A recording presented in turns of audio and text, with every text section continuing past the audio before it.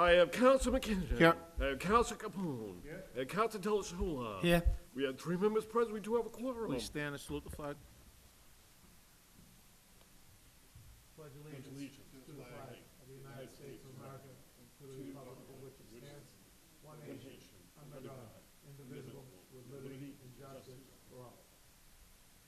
I have one regret. Councilman Mike McLaughlin is unable to attend tonight's meeting due to a previous commitment. Please read item number 1. Item number 1. This is a resolution offered by Councilors Napolitano, Capone, and Matusky. The Director of Community Development and the Mayor's Chief of Staff appear at this meeting to provide an update on the Florence Street Park renovation. Councilman Capone. Thank you, Mr. Chairman. If we could please invite sponsor Councilman Napolitano within the chain, up You want front. the and Chief of Staff as well? He's Chief of Staff and Planning Department, if Mr. Souza's here. Do we have Right. Chief of Staff as well as Mr. Souza? Please state your names and titles, please. Peter Napolitano, Counselor at Large. Thank you. Kevin O'Donnell, Chief of Staff, Mayor Di Maria. Thank you. And Tony Souza, Planning Director. Thank you. Councilman Capone. Okay. I know this is a piece that was set forth at the last meeting by Councilor Napolitano, and he graciously added Wayne and myself on. Technically, there's already a piece on the table, so Roberts says we're not supposed to have two at the same time, but we have people here, so we might as well go forward with it. We'll go forward with it. Yeah, Latitude. yeah, the long and the short of it is, this was on the council in January of 2017, one of our meetings, and we laid it over till May, because I had met with Mr. Souza and Al Bergonzi, and we went over the last details, but it's been a long process. You know, we've all been getting phone calls. We're going into the 3rd year. That meeting, Mr. Souza, the way we left it was that there wasn't much to do that was left. There was electrical connections, furniture, and landscaping. The hope was that if weather permitted, we'd be able to get out there in April, get it all finished and rectified by May, so that we could have the park open and available for the residents. Councilor Napolitano, myself, and Councilor Matusky, as everyone else, seen this project go on way too long. It's going into its 3rd year.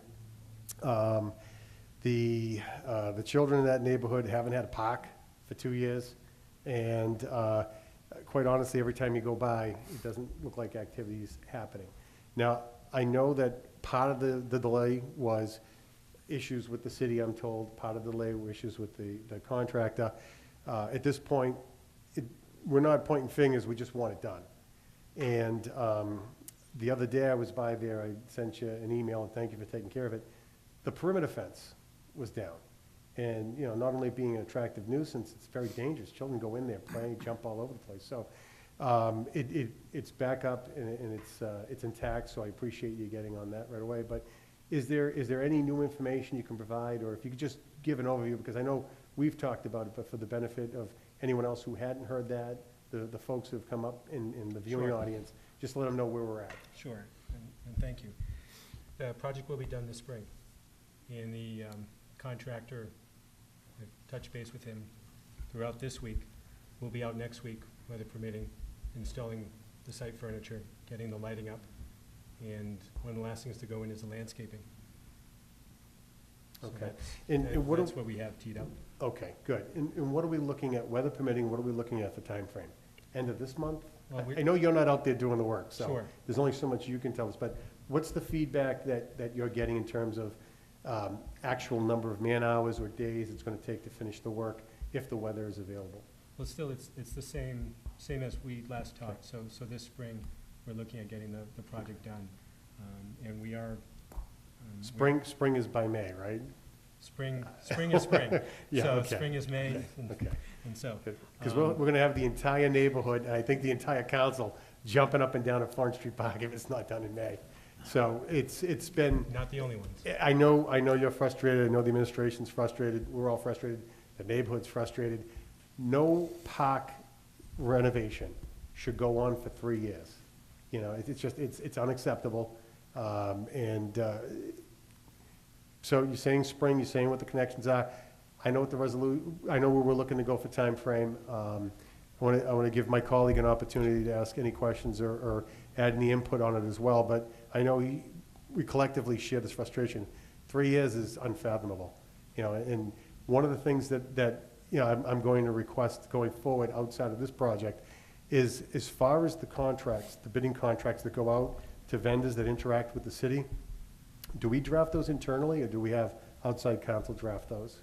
It's a combination. Okay. They're drafted outside, reviewed inside. Okay. What I'd like to see going forward is I'd like to see clauses in the, you can't just have a penalty clause, because if you just have a penalty clause, you're not gonna get vendors. But I'd like to see clauses that we build into the contracts that reward effective and efficient activity. Maybe a premium if you get the job done under cost and quicker. And at the same time, want to have a penalty in there that says if you don't get it done, you're gonna owe a premium to the city. So if we cut it both ways, it's fair to everyone. Everyone knows what they're getting into. If you're gonna do business with the community and you're gonna be, you know, diligent and you're gonna do what you can to be mindful of the expense and get the job done, there might be a bonus there on the other end for you. At the same time, if you're gonna take on a project and you're not gonna be able to, you know, satisfy the terms of the contract, and you're gonna drag a community like we've been dragged on this project, you're gonna have to pay a penalty. So I definitely wanna see that built in the future contracts. So anything I can do to help, I'm happy to do, but, you know, I'll be again, happy to look No. into it. I mean, I think it's fair to say that we have been meeting internally, both with the city solicitor and outside counsel as well, to strengthen the language in these contracts in terms of damages. And we've also, I think, raised the bar for the criteria that we're going to require going forward for future projects. In terms of contractors who bid, they have to have a minimum standard of X amount of years' experience, depending on the project. You know, so obviously, the bigger the project, the more experience we're going to require for people to even be able to bid on the process. So we've been working on that collectively over the past year as well. excellent. And, yeah. And, you know, I think that that's all wonderful. And then if we can build in an incentive in there, then you can have a vendor that wouldn't look at it as a negative opportunity to get in with the city, because it can only go in one direction. Either you finish on time and you get what you're supposed to be paid, or it drags and you're gonna get beat over the head with a stick. Right. But if there's an incentive in there, maybe there'll be a little bit more motivation to get the job done timely or even ahead of time and under budget. And, you know, and we all win that way. I Yeah, know, that's- I know this piece, well, Florence Street Park has been on our agenda at least 10 times over the number of years it's been going forward. Our clerk, Mike Matarazzo, to his chagrin, he sighs every time he sees this piece back on. So it's been around for a long time, and I know we all want it to resolve. But I appreciate you coming up here. I appreciate the residents being patient. Believe me, we're all frustrated. And again, at this point, I'm Councilor, gonna sit back. Councilman Napolitano, you have something to add? Yeah, actually, I was going to ask if they could give a little more, because I was not privy of that meeting, so I don't have all the details, and neither does the neighborhood. And that's part of the reason why this meeting was pushed to occur earlier than May. It was originally intended to be the end of March on my end, but through a series of miscommunications it didn't get on the agenda. But if you could, so the neighborhood can have an understanding of why this delayed. I mean, I'm all in favor of anything that's going to move these projects along. When I was in the military, you know, a lot of contracts were designed to create an incentive for a vendor to be able to complete the job ahead of time, ahead of schedule, and complete. So again, that's great, and that's good for the future. But right now, I think the neighborhood wants to know where things stand today, what the delays are, why the system isn't done, and when we could be looking at a dedication, when they would actually be able to use the property. And that's where their main concerns are, because those have been the questions I've been getting. Do we, anything, gentlemen, on that? Well, they are absolutely valid concerns, and we do appreciate the patience that the neighborhood has shown, and we share in their frustration greatly. And, you know, so I just want to, you know, relay that. Well, It's, you know, what they... From the chair, I mean, will there be a date close, like, to closing this down and actually dedication time, or do we have something in the works? So we haven't scheduled a dedication date, no. Okay. But certainly we've got assurance from the contractor that the project will be done this spring. You want to speak on the, I mean, we're planning on having the summer kids' lunch program at that park, so that's our assurance is that we're going to be ready to go and it's going to be utilized for the full season. Yes, and we've coordinated the summer lunch program, which will take place after school is out, and we've coordinated to have that there at that site this summer. With respect to remaining work as well, again, the site furniture, some of it has been installed, but in addition, the seating tables, the picnic tables, so on. The lighting will be going up, I was told by the contractor, next week. The granite medallion, you know, when you drive by the park, you see the large empty circle in the front. That is been produced. That piece, that has to be installed. You'll see that go in this spring as well. So the fencing on Chelsea Street, that will be replaced. Just like the new fencing on the inside, right? That fencing will also be replaced. And the last thing to be done, and it's certainly, we don't want weather like this when it comes time, but the last thing to be done will be the landscaping. So the additional shrubs, the planting of the trees, any trees. Even last time when I was here, we talked about the trees that were planted, the trees that are still there that haven't been planted, and the obligations on the warranty to replace what's dead, Sure. what needs to be done, what needs to be fixed. They'll be held accountable to that, correct? Correct. Yes. Correct. Councilman, thank you for that information. Councilman Delasola? Thank you, gentlemen. Question, we say the spring. I know we can't get a date, but I think the neighbors, Freddie? spring's a long time. Three. Spring could be, to me, spring is April, a little bit of May. I hope we don't come back and end of May into June saying, well, spring just ended last week, we still got 2 more weeks of work here. And I know we can't control that, but we have to do something that, I wish somebody would say, May 15th, weather permitting. I know the weather controls everything. Everything should be in. Well, we would certainly like to say that, but as, you know, we've seen particularly this week, you know, no one's outside working right now. And again, it's just a matter of, as Tony said, getting the benches in the sod and things like that laid down. But, you know, if we get a couple of good weeks like we anticipate, it could very well be those dates. But I wouldn't want to sit here and try to give a hard and fast date, even with assurances from the contractor, and then have to be back and try to explain, you know, because of the weather or being a detrimental to the process. But we are fully committed to having the school lunch program there, so we know that it's going to be set very soon and utilized very soon for, you know, full use. Okay, is that, the playground, I went by a couple of times and it was nice out. Is that open now for the kids? I saw kids down there maybe a month ago. It was a nice day, playing on the swing sets and all that stuff. They would, I know they were, Right.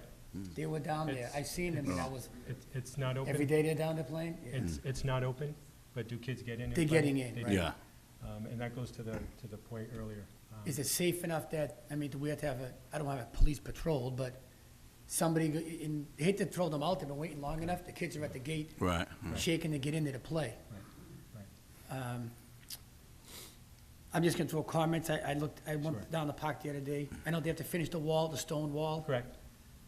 We talked about the trees, the fence that's gonna be there. 2 questions. Are we gonna have somebody, would you know, are there any more complaints about mice or all that with the neighbors? I know we had it a while back and we reset the traps. Have we have any complaints coming in since there's been no work there? Has it all kinda Well, gone away? from my office, I haven't received any complaints recently. That doesn't mean that folks have not called. And speak a little loud, please? I'm sorry. Is it on? Yeah. From my office, I have not received any complaints recently. However, that doesn't mean that others have called, or either 311 or so. But I have not seen any additional complaints that have come up.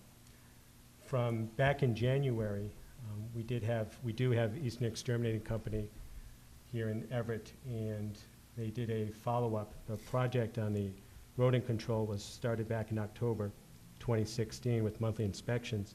Apologize, I'm reading here, but as it reads, their last inspection, this was dated January 12th, but their the inspection of that month showed a decrease in the amount of bait. At least a third of the reserve bait product has been slowed at least a third reserve bait product, which means activity has slowed down significantly. So according to the exterminator, the traps are working.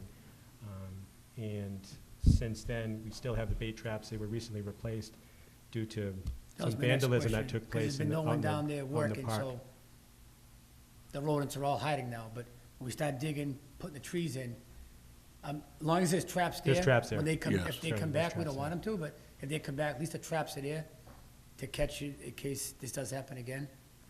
And when it's all complete, will they come remove the traps after a certain time when the park is complete? Yes, They remove the traps? oh, yes. They have to by law, Counselor. Okay. And my last question is, we got Sacramone Park starting up. We have the Meadows ongoing. Mhm. 7 Acre Park down the GE, that project.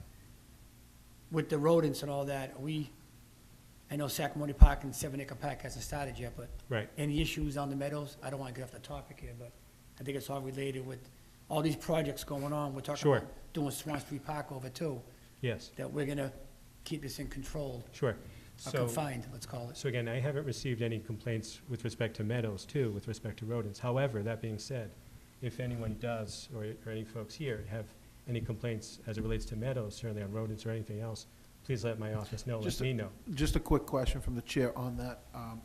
Isn't it automatic that they're gonna be baiting when they're digging and removing dirt? We have an ordinance in play that we Correct. passed earlier. That's part of the contracts as Correct. well. It's gotta be part of the And- contract. And actually, we're taking a little step further with the new parks, lessons learned, as I said last time, from Florence Street. We're looking at all these parks that are upcoming, Sacramone Park, Swan Street Park, for example, and the others, to do pre-baiting. So before even the contractor is hired from the city side, we'll do some early prep, even prior to the contractor Sure. being there, so we establish a baseline. Reason being is, why I ask is the ordinance states any type of earth movement, so that includes Sure, this. So sure. we need to bait, that's part of the law now, so. Sure, sure. I think And the and work we're on just, and again, I want to emphasize this, as lesson learned from the other project, we're doing pre-baiting, or we'll be doing pre-baiting as well, in advance even a contractor getting a award to do work prior to that.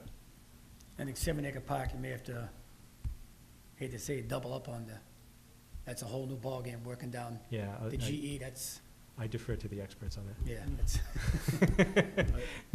I think Do you that's have all. anything to add, Counselor? I do, actually. Okay. I mean, one of the other things that's come up from talking to a lot of the residents over the past couple of weeks, now, is there some survey work being done regarding the ball field?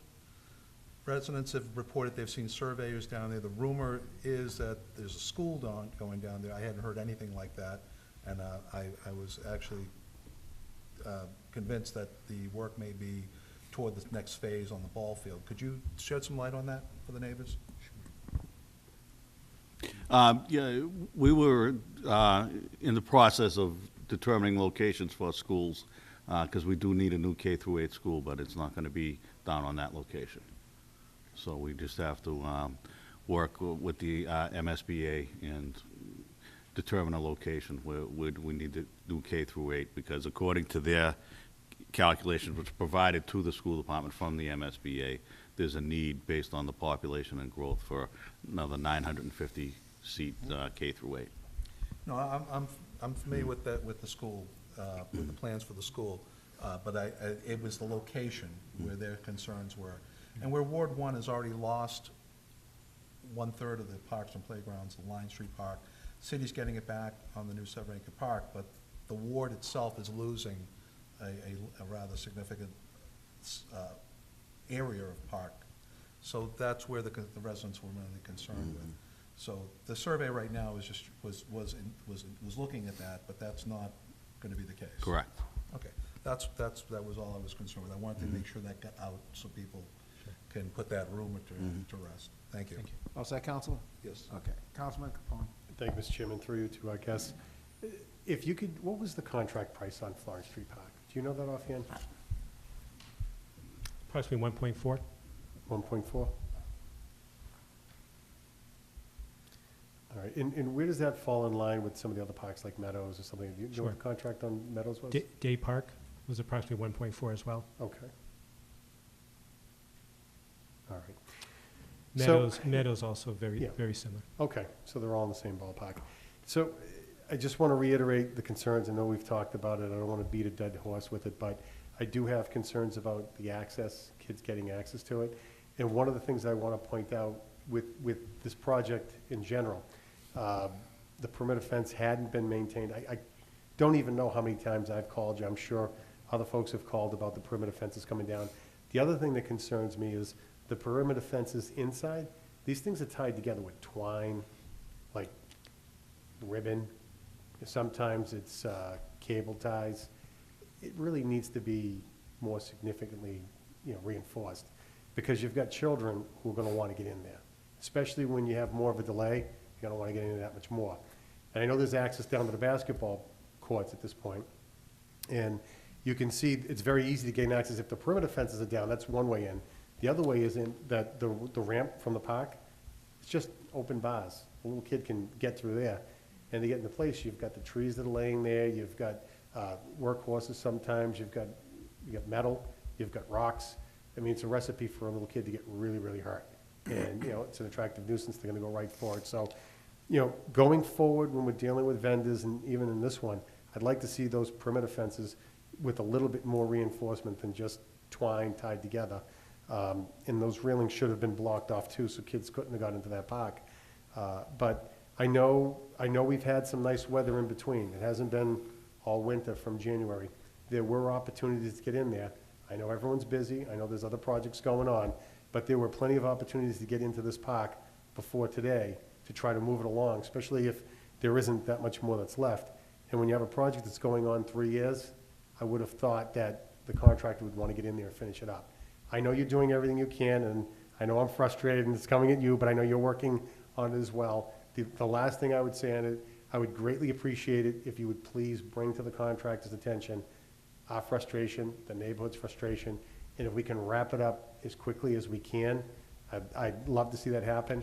And if we're still talking about this in May, we need the contractor up here, and we really got to go from A to Z and find out what's going on, why, and when, because it's too long. And your points are very well taken. And also too, if, as past practice, but certainly as we're in the spring now, be happy in the next 2 weeks just to provide an update of where we are on all our park projects in the city. I do have a working list, certainly, and be happy to share that with everyone in terms of timelines between under design, under construction, and so on. Should you receive any questions or have any questions then further for me, be happy to share that info with you and to the public. And All set? Go ahead. And I just want to assure the committee and everyone in this room that the contractor is well aware and is made well aware on a continuous basis of the administration's frustration with the project and how long it's dragged out. So, but we do feel confident that we're coming to the end point in a very short period of time. But again, I can't stress enough that we all share equal frustration with this Thank you. I project. appreciate your efforts Yeah. as well. Thank you very much. Thank you for that. Thank you, Mr. Chairman. Counselor, what's your pleasure on this? Excuse of customary thanks. Thank you for appearing tonight, gentlemen. Thank you, Chief, gentlemen. we may need to have you for another piece, if you can just hang Sure. tight. Okay. Whereas we already have it on for May, we'll refer this back to sponsor. Motion made and seconded to refer back to sponsor. All those in favor? Aye. All those opposed? The ayes have it. You have done so. Mr. Chairman, can we suspend the rules, take item number 3? Motion made to suspend the rules, take item number 3 from the calendar. Please read item number 3. Item number 3. This is a resolution by Council McKinnon to invite the Fire Chief, Tony Cowley, to the next public safety meeting to discuss the predatory actions of companies that show up at fires. Could I have the chief and Steve Sapino come up, please? Yes, I'm gonna read it. If you could just state your names and titles, please. Fire Chief Tony Carley. Thank you for appearing, chief. Steve Sapino, Executive Director of Health and Wellness for the City of Everett, and Human Services. Thank you for appearing, Director. I have a written statement from Ms. Colleen Mejia. She's the city solicitor. I'll read it. This is in response to a written request, actually a request out of the committee for legal issues in regards to businesses and how we were going to actually look upon that to produce an ordinance on this matter. My office has been asked to submit a written opinion regarding the above referenced orders as to whether the city could legally limit the number of companies that could do business within the city, or does that restrict free commerce? The federal government, under the United States Constitution, has the power to regulate commerce between and within states. This is known as the Commerce Clause. The Commerce Clause has been tested on numerous occasions in front of the United States Supreme Court over the last 100 years. The court has always been reluctant to accept a narrow definition of the Commerce Clause. Its decisions have leaned towards a free flow of goods and services among and within states. I would caution the council against passing an ordinance that would limit or impede free flow of commerce of various businesses soliciting their business to property owners. Although it may be extremely difficult to enforce, monitor, and manage, the city council may be able to pass an ordinance that requires these businesses to register with the city. Regulating and register would serve a public purpose in the city, would be protected its residents and predatory, dishonest businesses. So that's her opinion, that's the legal opinion from the city solicitor. Gentlemen, on that, Chief, do you have companies that you utilize now? The fire service ourselves don't utilize these. We've Okay. become, obviously, from the incidents we respond to, we're familiar with the companies that work within the city or that show up to these instances. Sure. I think in the spirit of the solicitor's statement, we've always tried to assist the homeowners with educating these, the homeowners. It's obviously a devastating act when we're there Sure. after a fire, water issue, anything, that we just, my fire investigators, my incident commanders, my company officers have always just kind of explained what they're doing here, everybody, from the board-up companies to the cleanup companies to the public adjusters, just so they're not overwhelmed. We don't endorse any, we don't, give a wink or a nod to any of these companies as well. But through the years, 6.5 years I spent in fire prevention as a fire investigator, then back again as the deputy chief. We've never had any complaints per se about these folks from the victims of fire or damage to their homes. But we always want to be cautious. We want to make sure that, our constituents are protected. Sure. Yes. I mean, I've witnessed this activity going down. It was on my street. I actually seen them. Mm-hmm. They came out of the woodwork and they were trying to get this guy to sign, and he couldn't even, he was broken English. So that, to me, was a problem in the first Absolutely. stage. And I wanted to know if there was anything that we could actually do to, maybe protect or like, Exactly. maybe look at better businesses coming through and stuff like that, so. My fire prevention deputy and Steve have spoke offline about this, and one of the, And that is Captain, Deputy DeTolli. Deputy, okay. Deputy Sorry, DeTolli. I He was gave him a in- demotion. No, that's all right, that's all right. He was present the last time we had spoken about Yes. this. I was out of town, but we had talked about it, and maybe for, a couple suggestions that have been floated around, maybe for the cleanup companies or for the board-up companies, if we required a registration process, maybe a bond, that would kind of deter people that might not have the ability to, these houses are pretty large, as far as boarding up and Sure. the capabilities, and, maybe if we have them float a bond with the city, that might deter some people that don't have the capabilities to do what they're promising. Do you have anything on this, Director? No, basically, what the chief's saying, because, the bond reason also is because, as you know, it's a devastating thing. So the last thing people worry about, they want to get first thing they want to get their kids, their loved ones out. They leave valuables behind. The fire department does their job, now there's board companies there. There's stuff that's valuable that didn't burn, that's going, you know what I mean? If someone's not bonded properly, you know what I mean, you can't replace that stuff, so that's why we thought the bond was a good idea. So maybe if we actually set something in play to the ordinance where they have to be registered and bonded through the city, then we could actually have some type of oversight on them anyway. Maybe that might work. It's a question. I think that would work. I think that would be successful, just creating a registry and then, you know, working towards that bond issue. We're gonna make sure we're gonna get the best people. Again, it's just an insurance policy that if these people don't turn out to be what they promised to these homeowners at a time of tragedy, Sure. after the smoke clears literally, a couple days later, and they realize they never did what they promised, we have that assurance. Sure. And they're bonded out, so they're Exactly. under the insurance and stuff like that. Okay. Chief, did Yeah. you have anything? Yeah, we share the frustration with the predatory actions, and I think, it's a delicate situation. I think Council Capone would even know better than I, in terms of the Commerce Clause, and things of that nature. It could be a slippery slope if we try to legislate that. It's just unfortunate. It's similar to the paparazzi in Hollywood. Sure. It's not much different of a situation. I think bonding and that's probably the way to go. And registering is probably the way to go here, so. Councilman Capone was first, and then Councilman Delasola. Thank you, Mr. Chairman, through you to our guests. Yeah, I agree, it's amazing. You've seen it more than I've seen it, Chief. Yeah, you've got someone who's watching their entire life, burning in front of their eyes. And whether English is your primary language or not, I can't imagine having the mental capacity to be signing contracts at a time like that. Someone's putting a paper in front of your face. You're lucky you can take 4 steps. Absolutely. So I think obviously, I made the request that we have the city solicitor weigh in because I know you can't just say, okay, these are the only ones that we're gonna use. It's business. You can't regulate trade to that extent. But thought maybe we get some insight, which we got. I mean, you guys have some great suggestions.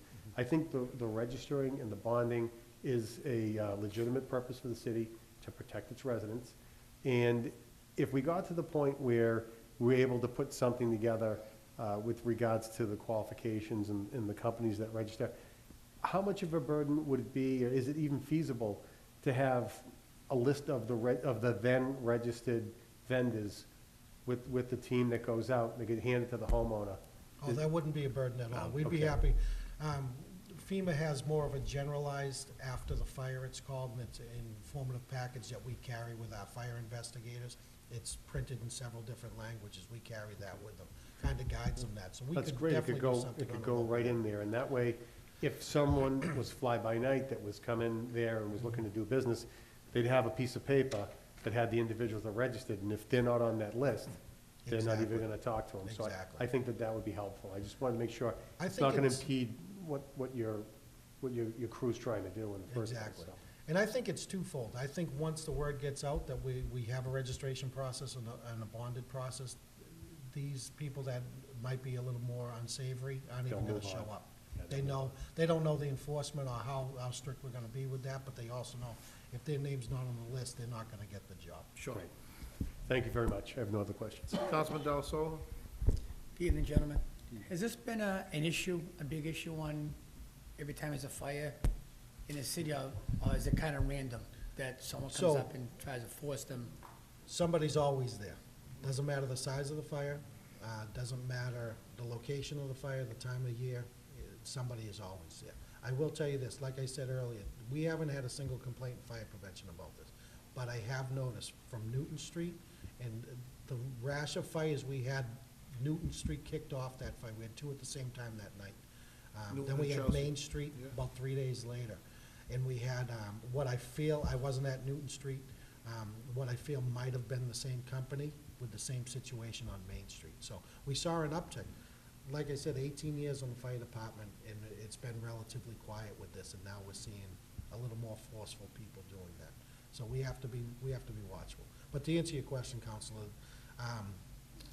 insurance adjusters, public adjusters, cleaning companies, board-up companies, they will come, and there's no limit to how many will show up, but they're as guaranteed as we are. They're call chasers. That's what they That's do. it. That's how they make their listen to money. the monitor. First they- one They and- come out. That's what he told us. And if we have the bond Yeah. list, then if someone come out that wasn't on the bonding list, the police officer on scene or somebody It would can, be my fire investigator, my incident commander could just hand them that list, even on a minor fire, because they do come. They come for and outside, you know, if a mulch fire caught a little bit of a front porch, they're gonna be there. Anything that you would think that you would put a claim in for, Yeah. they're gonna be there for, and all those folks are, so. But it'd be very simple. These are the people that are bonded with the city. There you go. That's it, just a piece of paper, a brochure, we'd be happy to do it. And, you know, it's the same information we give to about the mayor's Fire Victims Fund. We give them a little pamphlet, tell them where to call and how to do it, so we, you know, it's great to have that stuff, because it's devastating. These calls are devastating. We want to be with them as a community. Thank you. Any other questions? Any other comments? Gentlemen, excuse the customary thanks. Chief, still stay. We're gonna call the next one's up. We ain't going nowhere. Thank you, Mr. Thank you. Sapino. On this piece, Mr. Chairman, I'd ask that we grant further time. Thank you. Motion made and seconded to grant further time. All those in favor? Aye. All those opposed? The ayes have it. You have done so. Mr. Chairman, can you suspend the rules, take item number 4? Yep. Suspend the rules and take item number 4. Please read item number 4. Thank you. All right, item number 4.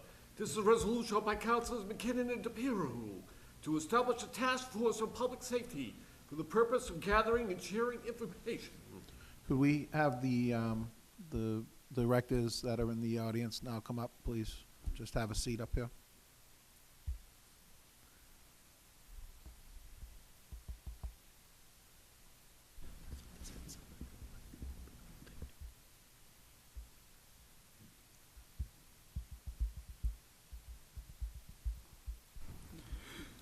You can have regular seats on this side if you want.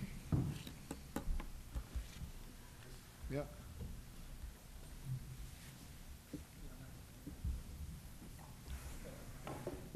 Once you press the button, green, you're live. If you could just state your titles and names for the record.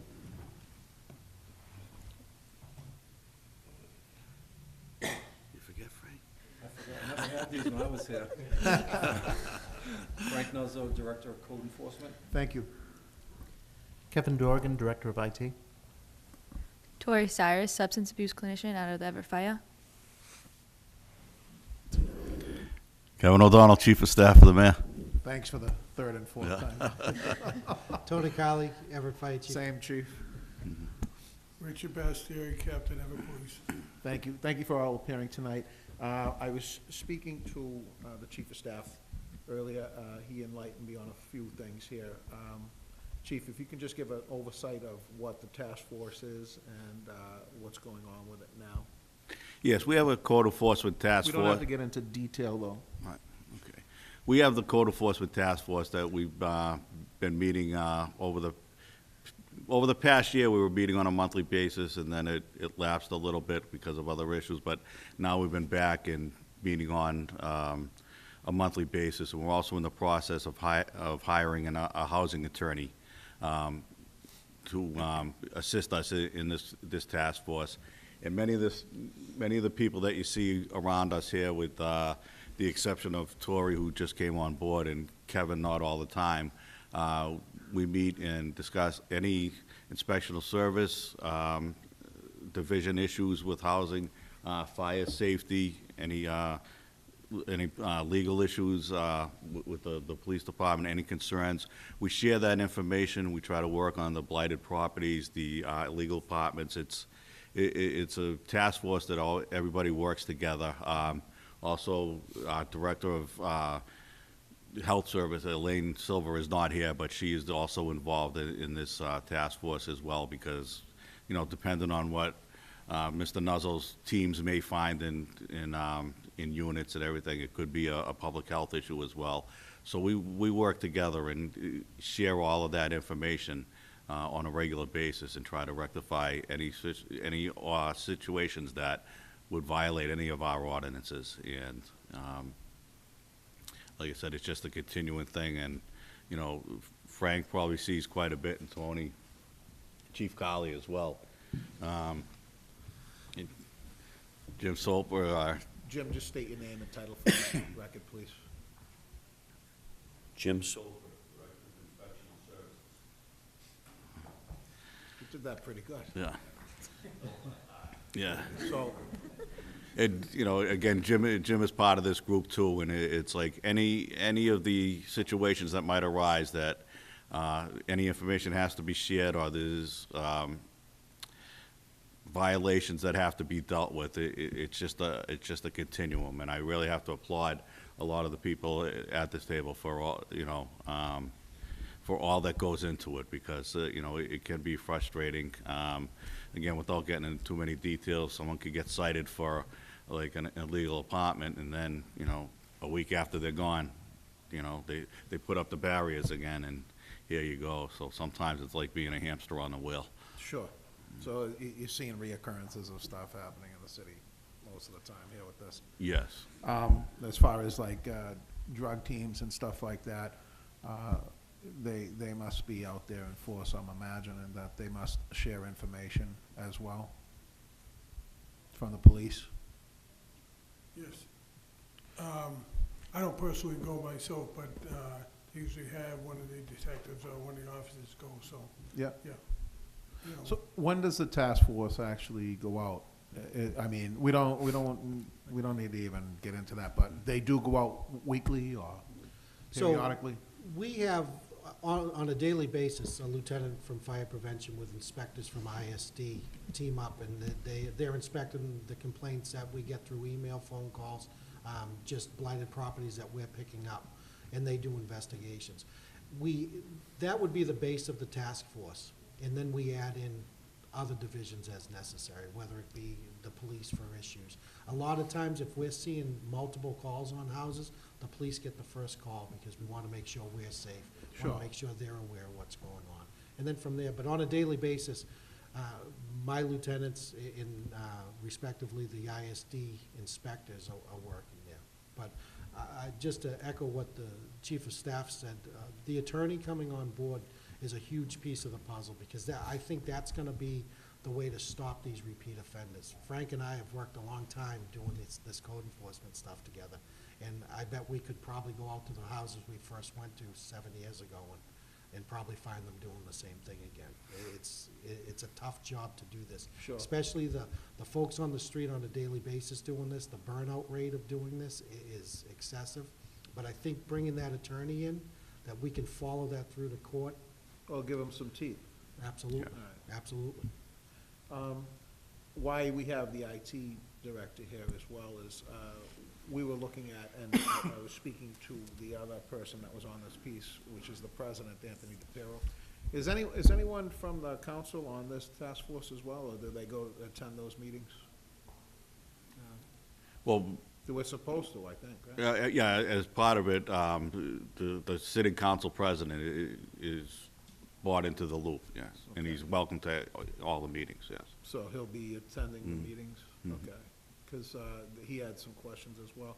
Reason why we were bringing IT involved with it is we wanted to see if there was a program that, for sharing's sake, that interagencies could actually take a look at and share the information that you're getting at this, and, whatever you do at these sit-down meetings, I don't know, because I've never attended one, but that's what we were looking for. If there's a program that could actually share this type of information.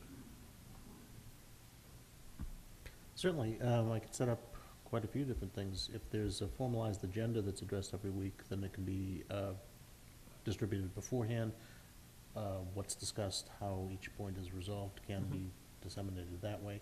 If it's a more informal structure where you just want, say, minutes of the meeting that are passed on, then collated so that they can be made into points that are addressed, something of that nature. We're looking more in lines of like, say, someone from ISD goes out to a call, they see something that police might want to pick up, or fire might want to pick up, or building might want to pick up. They share that on there, and then these guys are privy to that before they even start looking into it. Well, that can be incorporated into our current ticketing system, basically as a subset of 311, an internal version of 311 that the public doesn't necessarily see. That way it can be one database that everyone can address, so the public can call in some sort of issue as well. Sure. Is that, do you think that would meet your requirements? I think we were more aligned just interagencies. So it would be like ISD, it would be building, it would be fire, police, it would be, those type Yes, of but we can have agencies. something similar to what we have 311 running in parallel. Okay. So you could do it? Oh, yes. All right. That's interesting. Would Yeah, and that be would possibly feasible? streamline things with everything, but I must say, just overall, without that, being in existence right now, I think the communication and the interdepartmental communication is extraordinary right now, and it's, like I said, and I commend these guys. Sometimes it's like, again, like being the hamster on the wheel, and in fairness, I mean, I did a ride-around with ISD a while back, and, we caught 2 people doing work without licenses just on our way to our first stop. I mean, so you have all those contributing factors as well. I mean, it's just, Sure. You see guys on a roof or guys building a deck, simple, where's your permit? Well, we don't have one. Well, you need to get one.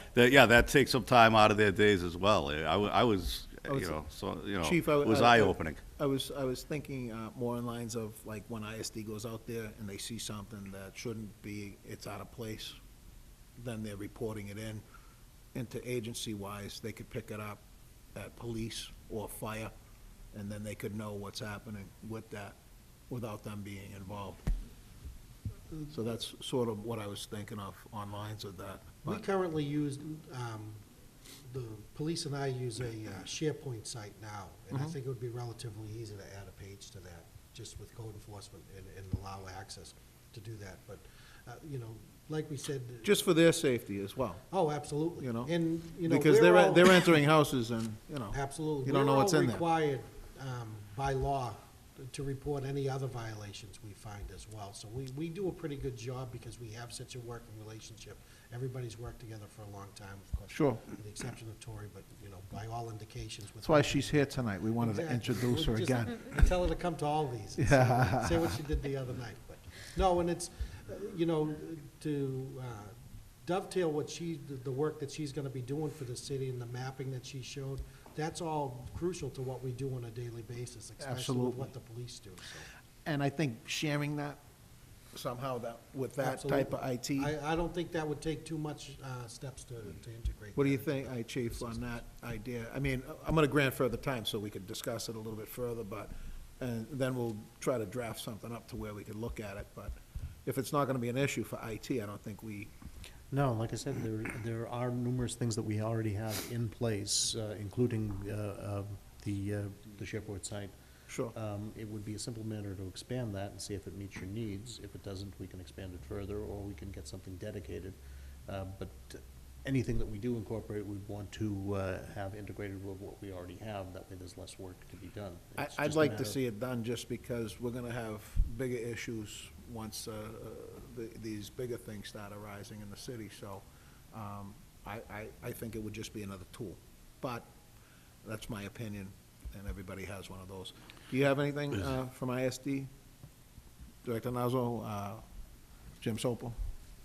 No, I mean, this is great stuff, working together with the other departments, anything making it easier. And we do work closely with them. The police send us a lot of issues, fire, they might get a call, they'll send us an email through 911 saying, we'd like you to look at this property. We've seen keyed locked doors. They're Sure. getting in before us, so Yeah. it all works good together. And to, advance that, I think it'll only make everything even better and easier. Anything? I really like the idea that the mayor has regarding the advent of a housing attorney for the city. That would be. That's gonna help you. Oh, tremendously.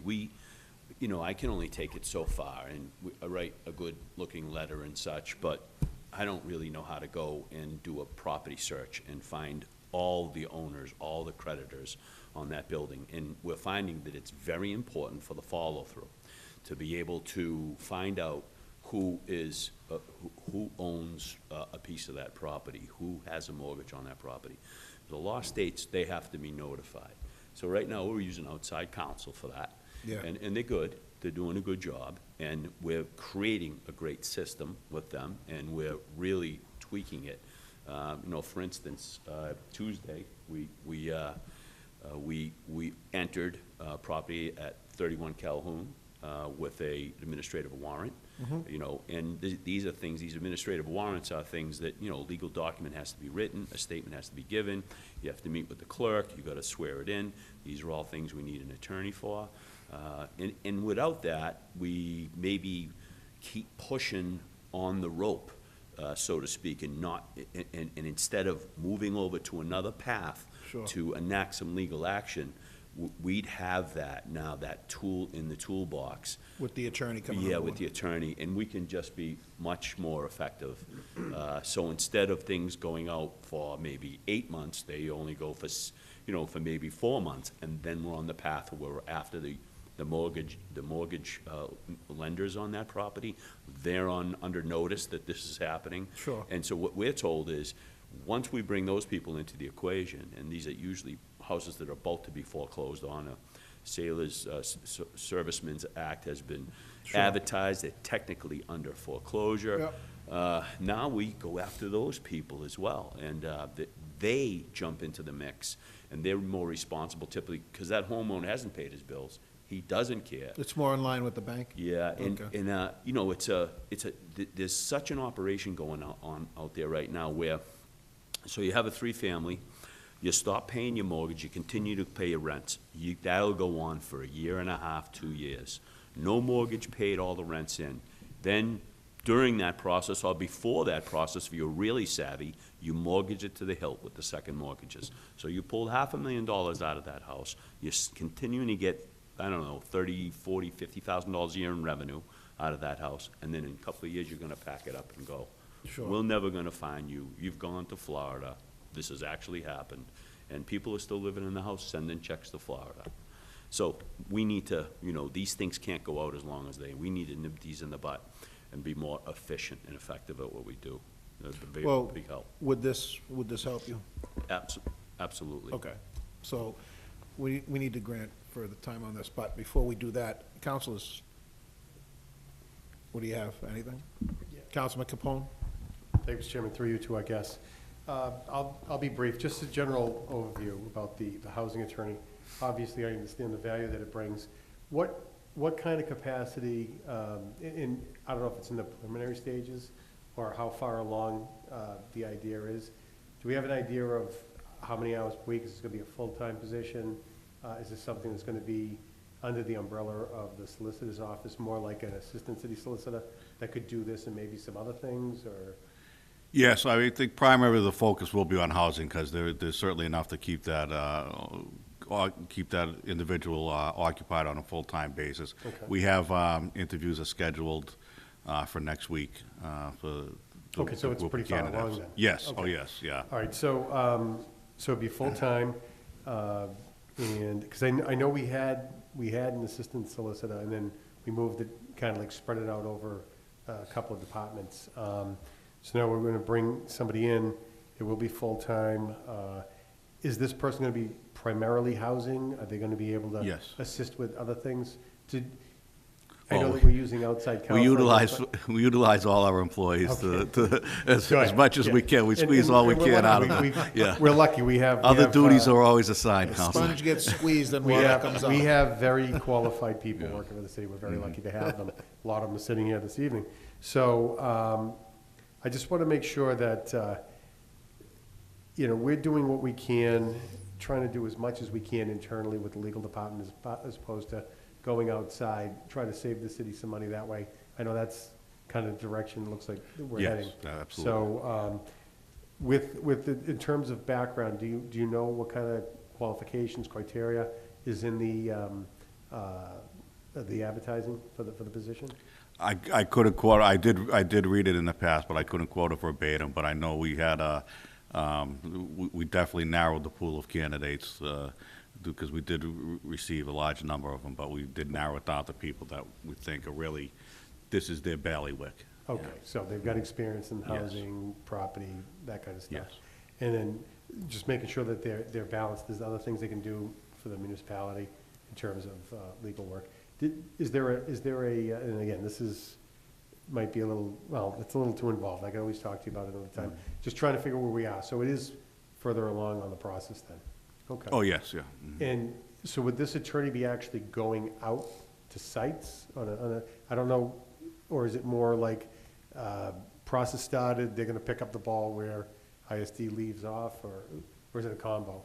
And I would imagine, I mean, Director Soper could probably speak more authoritatively Director. on this, but if it's warranted that the site need to be visited by this individual, absolutely, that'll be his directive, yes.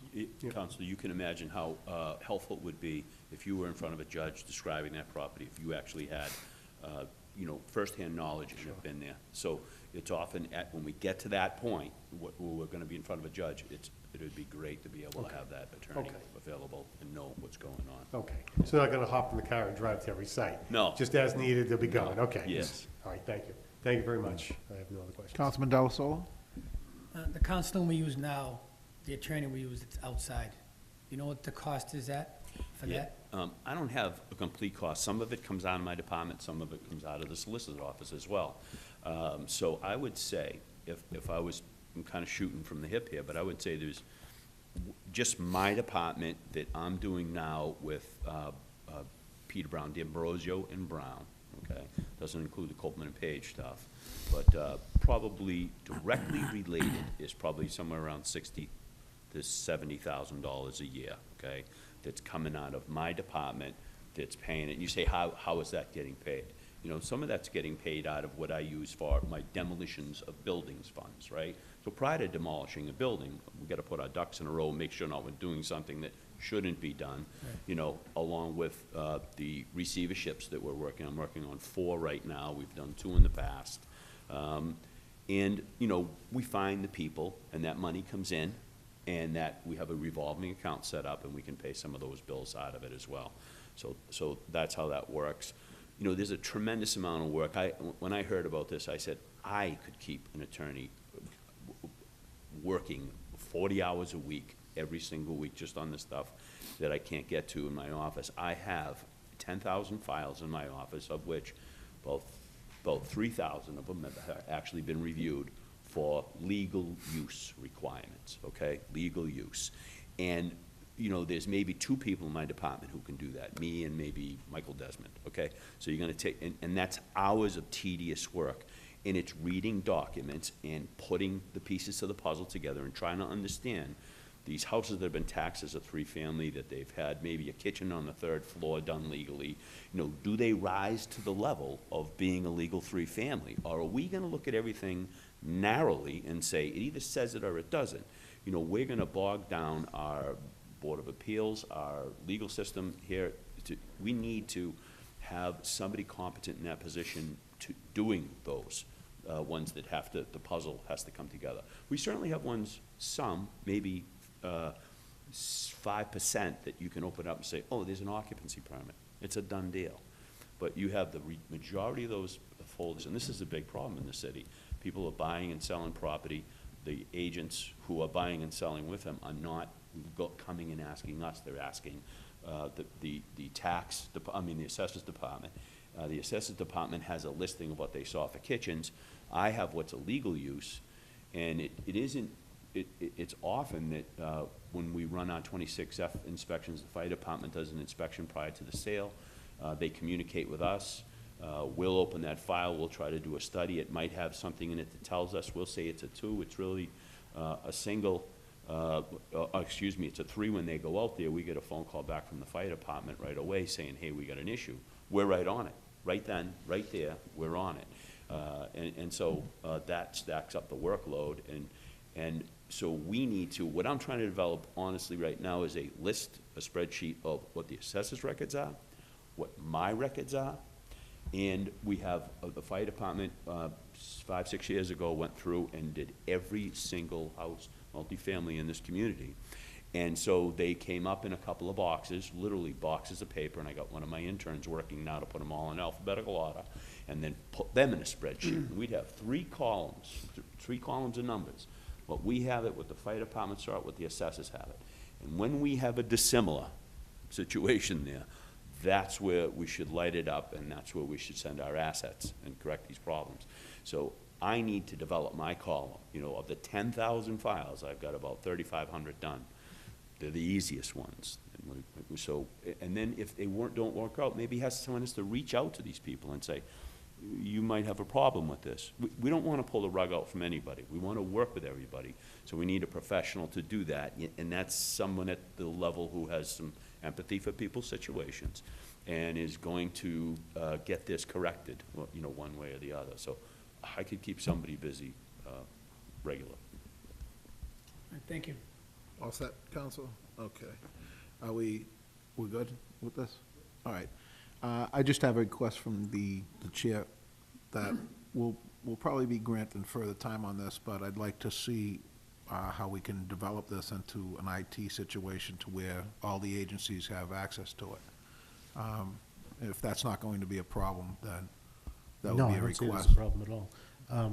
Just as a follow-up, after consulting with the group, finding out what Sure. they think would be best served, would you like some sort of formal report?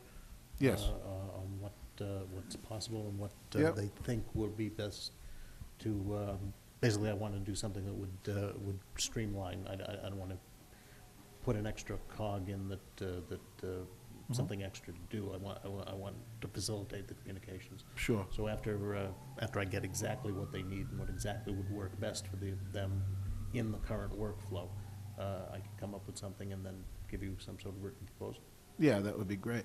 What we're gonna end up doing is grant further time here, so you'll have time. How much time do you need to do something like that?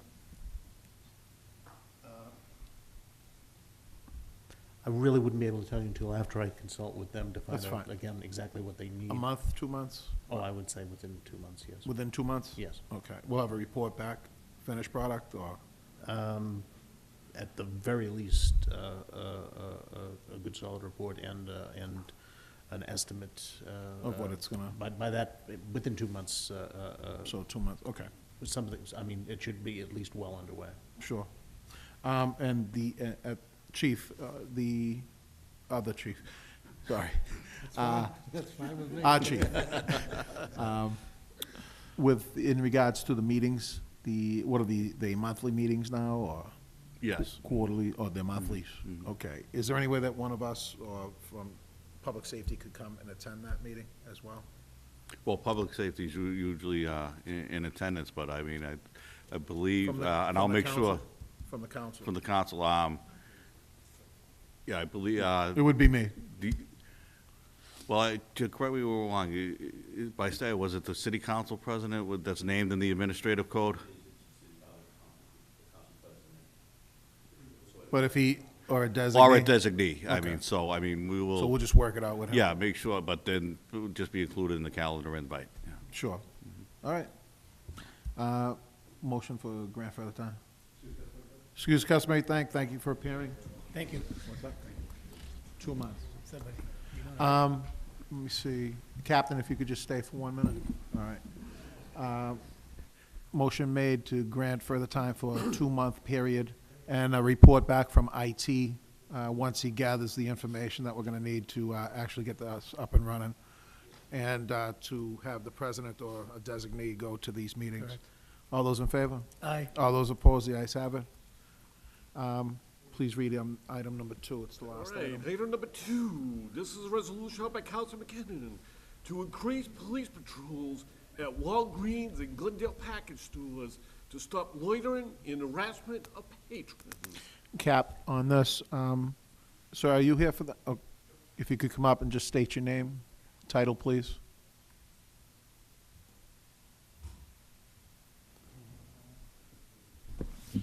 My name is Hunter Ross. I'm with Kimco Realty. We're the landlords of the ownership group. Hunter for the Rossi, shopping center. okay. And Cap, if you could just say your name for the record, please. Captain Richard Bastieri. Captain Richard Bastieri, Everett Police. Mr. Ross, we've had some situations that have been down there, probably, you're a representative for the shopping center itself? Yep, correct? we're the ownership group of the. You're the ownership group, okay. Yes, sir. So you're not, you're accustomed to hearing some of the reports that come in from down there in regards to loitering and, We've heard a few.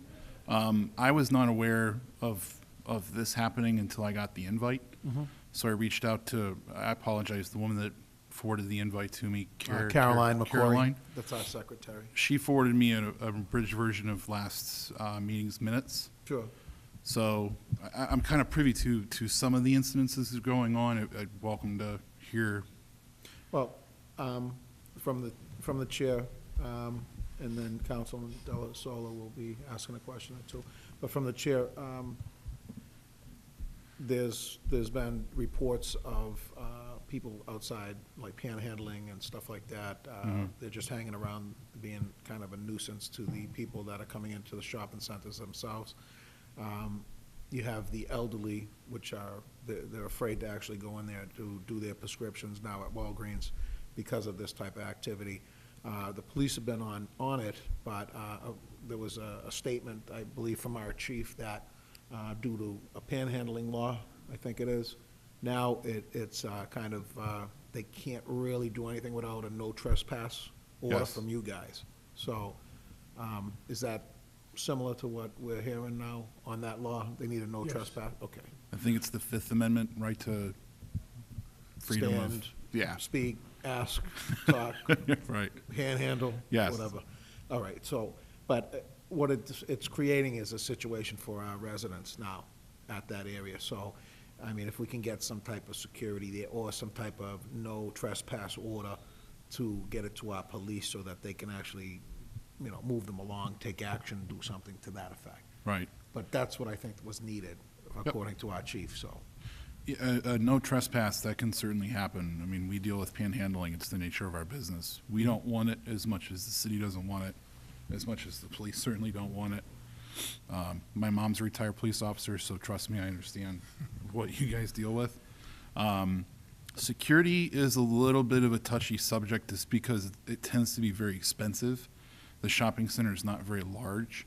So if we were to implement a full security program, that can be upwards of $50,000, $60,000, $70,000, depending on how complicated the program is. If you have Sure. a car, vehicle, what it may be. Certainly, I think I could have something to you tomorrow approving for no trespassing and handling. We do that with a few other sites throughout the area, such as the city of Swampscott. Also authorizing the city to ticket on private property, different things like that. So if there's a form letter or something that you're looking for us to help kind of bridge that gap and see how Cap, that works. what would, excuse me, what Yeah. would we need from them to actually, so that we could take action down there as a city? Well, it should be posted throughout the parking lot, trespassing. I think. So there would be signage that they would have to put up? Signage, Okay. yes. Yeah, I can write this Signage, down. and then you have security cameras on site now, as is? We do not. Walgreens currently does. Okay. We don't, as a company, typically use security cameras. We can install cameras as far as maintenance point of view. Sure. The only reason we're hesitant to do that is because we don't have hired personnel watching cameras actively. Yeah. But we can certainly Explore that? explore that option, Okay. yes. So again, you were mentioning signing postage? We would need signage postage, according to what, Cap, could you give him what we would need, just on premises? No loitering, no trespassing type Yeah. things? No Yes, standing? You said you already have it posted. Do you have it posted at the other sites? So it would be. We the do. same. Yeah. And then it's an actual memorandum from our ownership group on behalf of the police department that allows the police to take a more active role at the property. So that's not a problem. I can have that to you tomorrow. We would need a copy of that. Yeah. Captain, if we could actually have a copy of that sent to us, so that we have it for our records as well, to the council. Or, Mr. Ross, if you could send that directly here to Ms. McCory or Yeah. to. Yeah, Yeah. you could send it right to her. Okay. Councilman Del Sola, you had questions? Yes. Signage, you put the signs up, but we still at the police officer station, they'd have to still patrol it, correct? So the problem with that is, they do it now, they pull up, there's 4 or 5 kids out front, you're gonna move along, the cruiser goes down to Glendale Square, they're back again. Right. I know security, it gets expensive, but what happens is we have the elderly that they go to actually Fox, which is a bus that comes on near the liquor store. They get picked up, so they're afraid to go into Walgreens. I know my wife, she goes to Revere, the Walgreens in Revere. There's no one ever out front. Right. You walk in, nice and clean, everything, you go in, come out, that's it. You go to the one here in Everett, there's always, like you said, people begging for money out front, kids hanging around. The kids could be harmless, but the older people see that, and they are afraid to go in there. Right. You say they don't have cameras there, but Walgreens themselves has cameras? For a security measure, yes. Walgreens, to my knowledge, does have 2 or 3 security cameras. Also, the package store next door has them as well. They do, yeah. Right. And Walgreens actually does have casually dressed security, I believe, averaging 18 to I've 20 seen them there hours. before, but they don't bother out front. No. They stay inside. If anything goes on inside, they have them move along. Yep, Force them outside, now they hang outside again. Right. Out front. right. I wish there was something, nothing against you guys as the property owners, something better we could do. Signs, again, you put a sign out there, and then we have to keep patrolling it. So it's almost gonna be like it is now. I think in situations like this, I agree with you, it is a slippery slope. It's hard on our behalf once you implement a security program. We don't pay for that, our tenants do. So that's a cost that unfortunately those 7 tenants will have to pay, even Pizza Hut, because we own the parcel across the street. Once you implement that service, we found it very difficult to withdraw.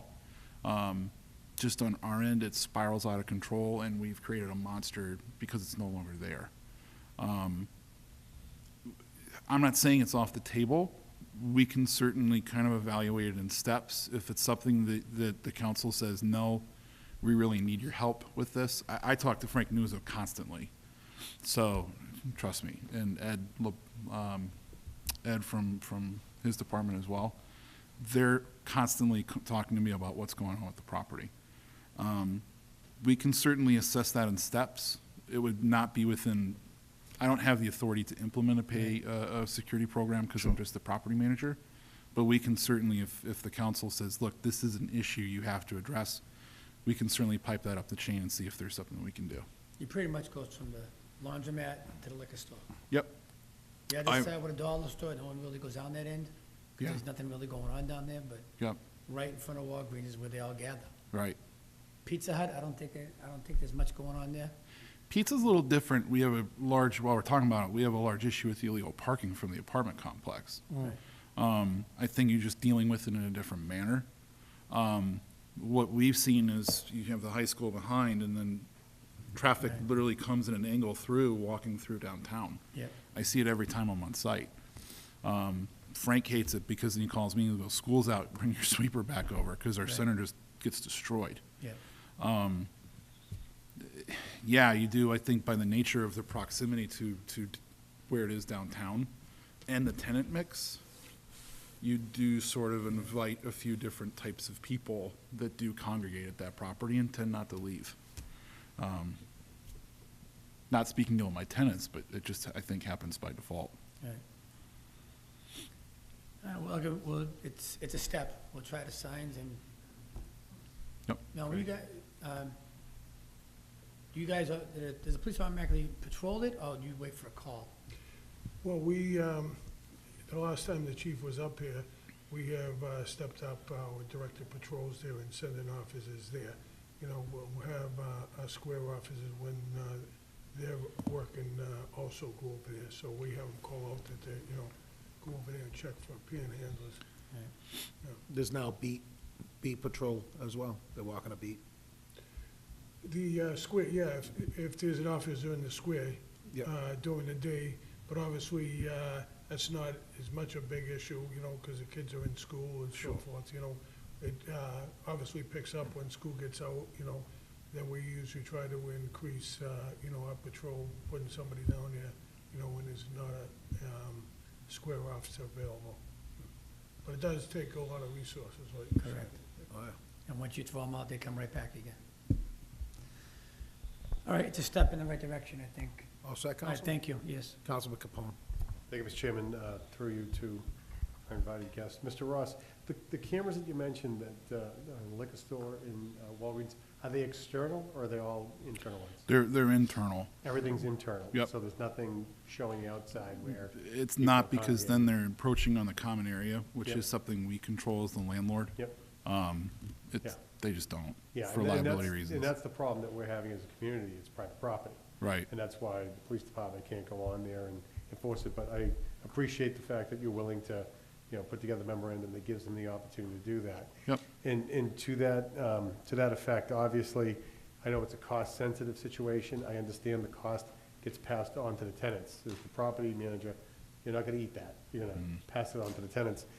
And, I wanna be careful not to burden our police department that already has enough on their plate. And the last thing we really wanna do is take them off the street where they're trying to enforce other issues, probably more significant issues, and bring them into a parking lot to constantly chase this around.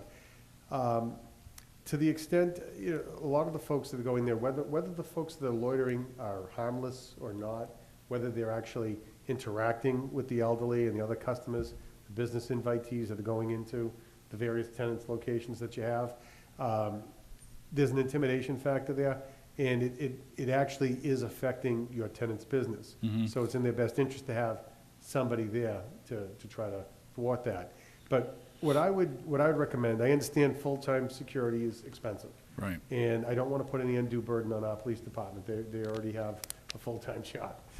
So what I'd like to say is if we could determine maybe what the peak hours of this concern is, maybe there could be a service, a security service that you rent or whatever the case might be, just during that peak time. Right. Not sure what it is. Maybe it's feasible, maybe it's not. It turns into you're getting complaints, it's all day long, 7 days a week. Well, okay, that's a more difficult situation. But maybe if it's certain times of the day, maybe it's more weekends than weekdays. But if there's some way that between all the information that's collected from the residents, from the council, police department calls, maybe your tenants maybe say something to you. Right. We could gather all that information, find out what the peak hours are.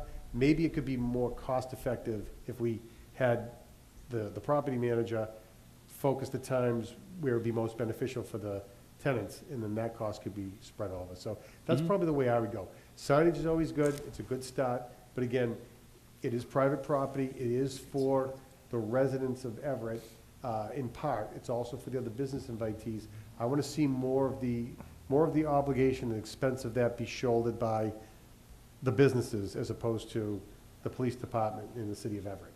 So again, being sensitive to, the concerns that you're raising, if we can focus a time where it'd be more cost-effective, maybe a little bit of that might go a long way. Just a little bit of visibility on those peak timeframes might help. Yeah, I mean, security programs do offer, you can set it up and structure it however you want. You can even break it down to an hour if you wanted to through a shared program. Our CAP reports don't break it down into time. I'd probably lean on your department's help if there's an ebb and flow of where they're saying, hey, this is that prime time, like you're saying, or where you have problems. I don't know the property that well, no offense, Sure. to speak to that. But that's certainly something we can look into. Yeah, no, I'd appreciate it. I think that Yeah. might be the most cost-effective way to approach it, and, just hit it at the high times. Yep. And I'm sure we can help a little bit too with the phone calls we're getting. It was Tuesday afternoon, I was in there, so when you put all that data together, you'll Yep. kind of have a map of where you should be. But I Yep. appreciate you taking the time to be here. I appreciate the level of interest that you've expressed and the willingness to work with this council, with the police department to try to help eradicate the issue. So, thank you. Thank you both of you. being Absolutely. here. I have no- Councilman Delasola? Council Collin, just made me think about something. You were saying that Walgreens has inside security, correct? They do. At times? Yep. Why couldn't they, if it's different department, or if maybe it's worded different, why can't they go outside, patrol inside and out? If you're already hiring them to patrol the inside of the store. Yep. We have not hired them, Walgreens has. Correct. Right, so as soon as, imagine the front sliding doors of Walgreens as an imaginary line, you're now crossing into me. Your When you're in domain. Walgreens, they can do whatever they want, Right, but as right. soon as they cross that threshold, they're in his territory and mine, mostly his.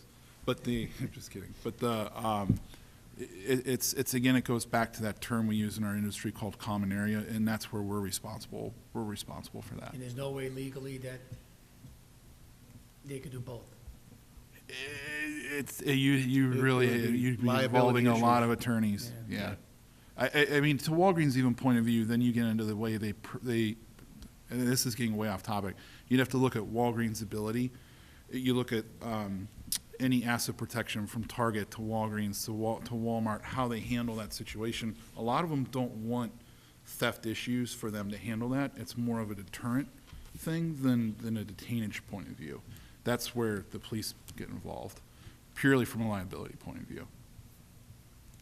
That's probably not what you want to hear, but I'm just telling you No, the I truth. I just Yeah. thought of Yeah, that, maybe. you're giving them the truth, Yeah, Yeah, give me the giving truth. us the truth. I can Sorry. handle it. All right, thank you. no problem. Are we all set with questions? I just have a couple more. Yep. From the city standpoint, right now, we're requesting certain things. We don't want our police station and police people down there to be beat up any longer. Right. So that they have to actually go down there and shoo these people away. It's becoming problematic within the city. It's always been a problem there. And I'm sure this is not the first time. So, I agree that we need the request letter form from the company for the no trespassing, that our police can actually be called and cover if we have to. But at the same time, I think we're looking at maybe the signage being put up as well, that letter coming out to our chief, and then we want a copy of that as well. Right. We also want a picture of the signs that go up in the parking lot as well. Okay. That's your domain, like you said. Walgreens has their own security. We should also have security that would be outside. If that's going to be a problem, it would make our citizens more safer, or feel that it's more safer there, so that they can actually go in and do what they have to do within these shopping malls that you have. Right. So, I mean, that's a request that I'm having from the chair. When could you get back to us on these requests that we're doing? So for the letters, I can have something drafted and responded tomorrow. Okay. The signs, let me look into that. That's something simple that we would just order through a contractor or vendor. Sure. The turnaround time's typically 1 to 2 weeks, depending on how busy the sign manufacturers are. As far as the security protocol, that's a step that you are wanting us to take? Sure. Okay. I mean, from hearing, and I don't want to speak for them, but from hearing from both gentlemen on the council now, my colleagues, that's a way that we should go. Reason being is because we don't want to have the police down there, Right. you know, on a 24/7 cycle just to clean out a parking lot. Okay. They have other things they have to do. The city's more active than ever Right. now, so they need to be doing their jobs and not being at a parking lot or in front of a facility that Right. should have security there. Right. So, Are you all asking for full-time security, or? no, do we wanna- want to hear what was suggested tonight. Okay. So peak hours, peak times. Peak You know, times. you got your Thursday, Friday, Saturday, or you got your Friday, Saturday, Sunday, whatever it may be. You'd probably get a more generalized scope of things through the police department from their call logs, that they have to go down there, so. Crime analysts, so you could go through them and find out what. Okay. Yeah. I can- Reason being is because if you have security there for a certain amount of time, they can handle the other certain amount of time that they're not there, so it's a The more- split. the more We're serious working with issues. you, Yep. you're working with us at that point. Yep. So, No, absolutely. we're gonna grant further time, motion for grant further time on it. Excuse customary thanks, thank you. Thank you, Thank you. John. Thank you. What do you think, a month on that to get back to us? Yeah, at a extreme most. I mean, let me talk to my boss about it and see what they can do as far as the security program goes. Sure. Again, that's, when we get into increasing the expenses of our tenants, that's way above my pay grade. Well, what they're doing now at Walgreens is, Right. yeah, what they're doing at Walgreens now is they're already putting security in, so. Right. Why not have it outside and inside? That covers you as well. Yep. The reason being is, I mean, I know what goes on down there because I frequent the area. Right. And when I'm seeing it going down, I'm calling the police department to come down to actually do something with it. Right. We don't need to be doing that 24/7 either, because we're Right. taking away from them as well. And that Right. was a good point, Counselor, on that, so. Okay. I think we need to signage- share the burden here. Yep, the signage in the letter, I can certainly have the letter to you tomorrow. Sure. Let me respond back to you all about the. It's the no signage. trespassing clause. Yep. We don't want them loitering, we don't want them trespassing on the property, Yep. stuff like that. And we'll also Okay. give them the express right to ticket on the property, especially for ADA and different things like that. Sure. Just general incidences. General, all right. And then the signage, that should come up probably. Relatively quickly. Pretty quickly, all right. Yep. And then you'll get back to us within a month, or, If not sooner. okay, on the security aspect of it? Yes, sir. All right, thank you very much. Excuse the customary thanks, thank you for appearing tonight, gentlemen. Grant further time for at least one more month on this. All those in favor? Aye. All those opposed, the ayes have it. Thank you. Motion to adjourn. All those in favor? Aye. All those opposed, the ayes have it. Be safe out there, it's raining buckets and lightning and